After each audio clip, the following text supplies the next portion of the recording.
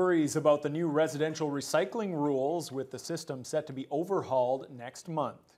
Good evening and thank you for joining us. Some older residents in Thunder Bay are expressing concerns about the new GFL recycling bins. The 360-liter wheeled containers will go into use at the start of July. But several people have contacted our newsroom saying the bins are too big and heavy to move to the curb. The company says they'll work with individuals having difficulty using them. Jaden Billick reports. Over the past month, these two-sided recycling carts have been delivered free of charge to thousands of households around the city, in preparation for the switchover from blue bags on July 1st. 82-year-old Barb Haidu proudly lives in her own home on Crown Street, tending to her garden and renting out her upstairs and basement apartments. As a landlord, her address received 3 bins. But Haidu says there's no way that she'll be able to move hers down the stairs to her front door after they've been emptied. I have little tricks like throwing the laundry bag down and then walking down myself and stuff like that. But for me to attempt to move those bins up and down the stairs is literally impossible. I have contacted GFL last week, and they said they would get back to me, but they haven't. Haidu is just one of several seniors and people with mobility issues who have contacted our newsroom, expressing concerns about the size of the recycling carts and how they'll get them to the curb and back, especially in the winter months. Well, it's a humongous sized bin, and it would be such a struggle, and I can see the bin coming down by itself, and that would be the best case scenario. I could see the bin coming down with me attached to it, and that would be the worst case scenario. The bins are extremely heavy, like I can't lift this bin. A statement released by GFL's vice president says, "We appreciate there may be accessibility concerns, and we will be working with residents to make any necessary provisions on a case-by-case basis. If residents require assistance, they can contact GFL's customer service team at 1-844-870-4351. Jaden Billick, TBT News. A joint forces investigation headed up by the OPP has led to the arrest of 8 people in Thunder Bay and the confiscation of drugs and 2 illegal handguns. 3 search warrants were executed in the south end of the city last Thursday. Besides the 2 guns, officers also seized ammunition, 300 grams of crack cocaine and other drugs, 10 cell phones, and around $25,000 in cash. 2 of the 8 suspects are from Thunder Bay, while the others are from Southern Ontario and Quebec. They face a total of 72 charges for drug and weapons offenses. The province's Special Investigations Unit is looking into an incident in Thunder Bay, which left a man with serious injuries. At around 12:20 yesterday afternoon, plainclothes city police officers attempted to arrest a 50-year-old man wanted on several warrants. The SIU says he fled on foot, and the man was later caught and handcuffed in the 100 block of South Cumberland Street. He was taken to the police station and then to the regional hospital.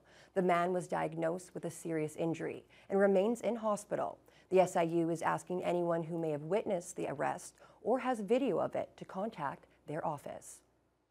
Well, residents across the region may have noticed a heightened military presence this week. A number of military branches and their civilian partners are involved in an annual search and rescue training exercise based at the Thunder Bay Airport. Justin Hardy has the story.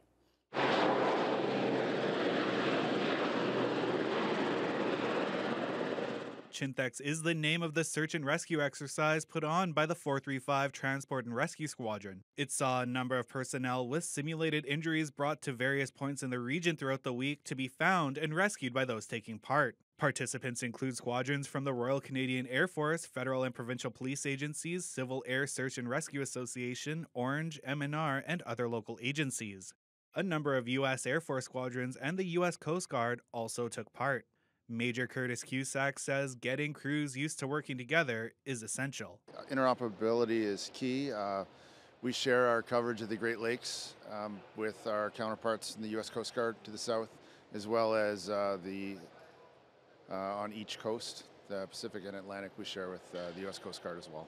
Personnel are not the only ones being tested on their ability to operate in the region. The exercise also gives crews the chance to make sure equipment and vehicles are performing as needed. So with all the effort that's been put in thus far for the exercise, between the personnel, the budget, it's extremely important that we capitalize on all the training opportunities that we can. So to have serviceable airplanes at all times to make sure we can meet the objectives of the exercise is paramount.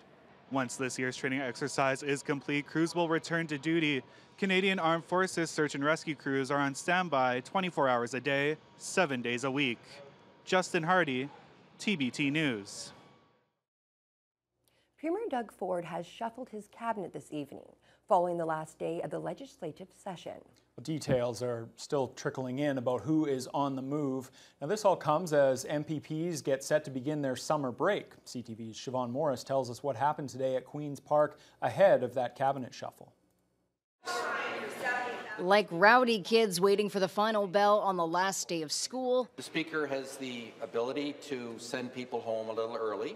This is the last question period before MPPs return to their communities for the summer. The session might be ending, but people's problems aren't. The opposition accusing the government of losing touch with Ontarians. Instead of hiring more doctors or building more housing or strengthening our local schools, we've got backroom deals, RCMP criminal investigations, and hundreds of millions of dollars wasted breaking contracts. Including the cash being spent to get booze in corner stores more than a year early. Tell me how the party that prides itself on fiscal responsibility is running a $9.8 billion deficit. The finance minister counters with what he says shows their approach is working. The credit rating agency, DBRS, upgraded Ontario's rating to AA. And progressive conservatives argue the province is in better shape than before they took office. We're building hospitals, long-term care homes. We're rebuilding our education system. The job isn't done, Mr. Speaker, but we are going to continue on the path of rebuilding the province of Ontario. MPPs are scheduled to return to Queen's Park sometime after Labor Day, but that could change if the government wants to pass back-to-work legislation in the event of a TTC strike. The Premier and Cabinet ministers have remained tight-lipped about that possibility. At Queen's Park, Siobhan Morris, CTV News. For the first time in about 5 years, petroleum is being shipped through the Port of Thunder Bay. And that's not the only news. The port this season it's off to a strong start. 2024 is shaping up to be a very strong year for cargo shipments. Well, I'll tell you what, the port has seen its best start to the season up to the end of May that we've seen in over 30 years. Port CEO Chris Heikkinen says the local elevators moved over 920,000 metric tons of grain in May. That's the second highest monthly total in the last 2 years. As for that petroleum shipment, Heikkinen credits the local Suncor terminal with making the capital and safety improvements required. It's the petroleum products that we're putting in our vehicles every day. And it's nice to see that has shifted back to the marine mode. That product was being handled on land, and marine is a very safe and environmentally friendly way to ship any product, and so we're happy to see that has come back. May was also a banner month for potash shipments, with nearly 260,000 tons coming through the port, or 5 times the amount shipped last May. Coal was up 50%, and the overall tonnage for the year to date is up 30% over 2023.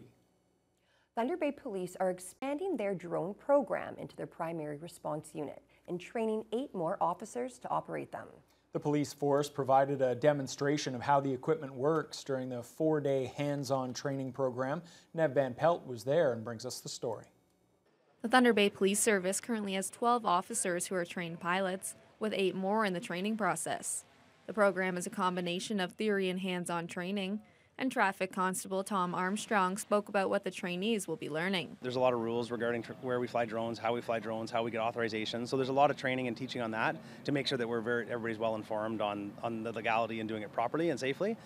So there's a fair bit of that, and then also just kind of the documentation and record keeping that we're required to have. So our officers are learning that, and then also the hands-on flying. So we've started with some very basic applications, and then we're kind of expanding as we go.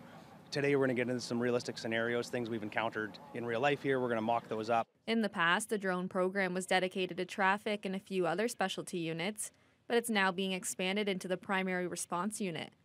The inspector in charge of primary response, Joe Dampier, spoke about how this expansion will benefit the police force. We'll have it out on the road. Officers will be able to access it much quicker. Things like missing people. In the past, we've had to call officers out who are at home. This also goes to officer wellness, because instead of officers who have already worked a day shift now having to come in during the night and then having to go back to work again in the day shift, they are on the road working and they'll be able to go out and respond to whatever's happening.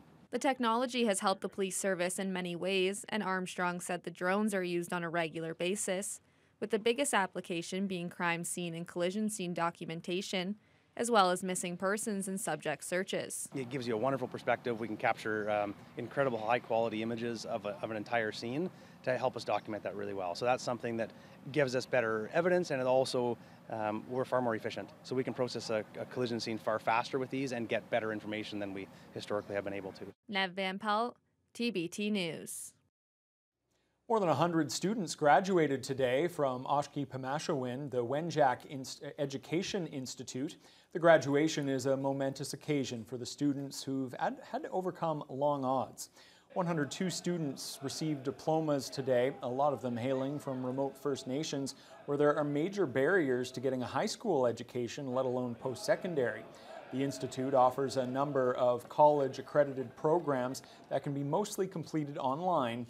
Dory Gray earned her business diploma program from her home in Cat Lake. She says it would have taken her a lot longer to get there without Oshkosh Wenjack. And some of the challenges I know people face is they can't find a home to come out into the urban areas, and financial, and also the kids, because I myself have 2 kids, so it's hard to move out here, and live out here for a few years. I am very proud of our students. It's not an easy learning journey. There's a lot of steps. We do a blended delivery model, so they come on campus for 2 weeks, they go online, they have families, they have jobs, and this model works for our students. So we're very happy today that we're able to celebrate their success. President Laurie Deschamps says many students have jobs and families, and their innovative model makes it possible for students to pursue an education without having to leave their communities and support systems behind. Magnus Theatre is getting ready to host their annual 10 by 10 Short Play Festival. The 10-minute plays, written by 10 local playwrights and performed by over 30 local actors, will be taking the big stage starting tomorrow night.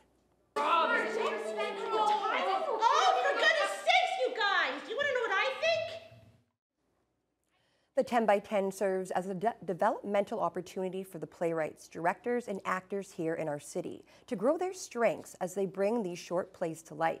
The festival will be presented on Friday evening with 2 more shows on Saturday at 2 p.m. and 7:30 p.m. One of the directors is Katia Arifin, and she shares a few words about her show.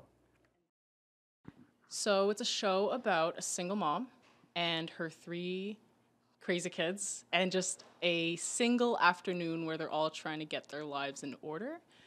It's a really cool mix. We have some people who've been acting in Thunder Bay for a long time, people who've done a lot of community theater, people who've done costumes and backstage, and we have some people who've never acted before in a production outside of high school or middle school, and it's just really cool to see them develop. Yeah, the 10 by 10 is great. This is the 3rd year we've run it as part of our programming, and we're incredibly proud to have this important community event as something that we facilitate. And it's just a real good opportunity for local members of our theatre community, both on stage and off stage, whether that's actors, directors, playwrights, everyone who's involved in theatre locally. Tickets are available on the Magnus website as well as at the box office, but organizers are urging the public to pre-buy their tickets as there will be limited supply at the door. Yeah, that's always a great event. I was there Absolutely. last year, plan to go again this weekend. Yeah? And Fiona, as we turn our attention to the weather, last year I was in there and the tent was blowing around all over the place. It felt like it might come down. Fortunately, it held. We have not had the best weather so far this week. I'm hoping it's a little better for the weekend. Well, I'm hoping that you're not going to be caught underneath a falling tent this weekend. So far, the winds have been light. I can say at least that has been the case. And we did top out with a high of 18. That's after an early morning low of 9. But we had periods of rain off and on throughout the day. And with the systems that are moving through, there's still a chance of it lingering a little bit longer than some of us would have liked to have seen. If you want to see what it looked like, that's where we got those periods of rain. At this point, it's just little areas where there is still a little bit of precipitation, but for the most part, it's breaking up, it's weakening, but it's still kind of there. So that's why at this hour we still have some rain in Red Lake. They had a brief reprieve this afternoon after a rainy morning, but now they've got the showers back. Temperatures really didn't move much today. A whole 2-degree difference between their low of 10 and their high of 12, which is what they're at right now. In Fort Frances, well, they're currently at 14 under cloudy skies. As we head to the northeast, Armstrong sitting at a mild 17, Nipigon at 14. Greenstone had a couple of brief showers, but for the most part, it's just been a very gray day there at 14, but they actually topped out at 18 a couple of hours ago. And temperatures basically from Greenstone and eastward have been seeing the temperatures drop in the last few hours. We were comfortably in the double digits, in the mid-teens for both Marathon and Wawa about 3 hours ago, and the temperatures have already started to plummet. They're down into the single digits. Sault Ste. Marie started out with partly cloudy skies, and then the rain moved in 2 hours ago, and now they've got a bit of a thunderstorm popping up at 13 Celsius, while they had a high of 20 at 1 o'clock. So there is a lot of very cool air coming in with this system as it moves through Lake Superior. Here in the city of Thunder Bay tonight, we're going to see a low of 9 once again. And as I said, there's still a chance of rain. Not a huge one, but it is 40% chance. That's just slightly less than flipping a coin, so Mother Nature is keeping us on our toes. But we are going to see the winds pick up from the northwest up to 50 kilometers per hour.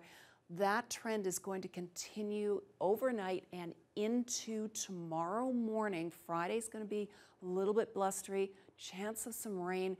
We're hoping the winds will calm down as we head into the weekend, but there's still a little bit of a chance of rain for the first half of the weekend, possibly even into Sunday. So may not be quite as promising a weekend as we would hope. Okay, and I should clarify, Fiona, it was safe. The tent was safe. It was just the sound effects. It was just adding to it. The wind was added drama. Awfully blustery outside. It added drama. It certainly added drama. And yes, I plan to be there this weekend, whether it is windy, rainy, or not. All right, let's turn our attention to international news now. Today marks the 80th anniversary of the D-Day invasion, a major military operation in World War II that Canada played a crucial role in. There were events to commemorate that in France featuring a number of world leaders and veterans. There were also events here in Canada. We'll have more on that when your news hour continues after the break. Describe the immensity of the debt we owe you.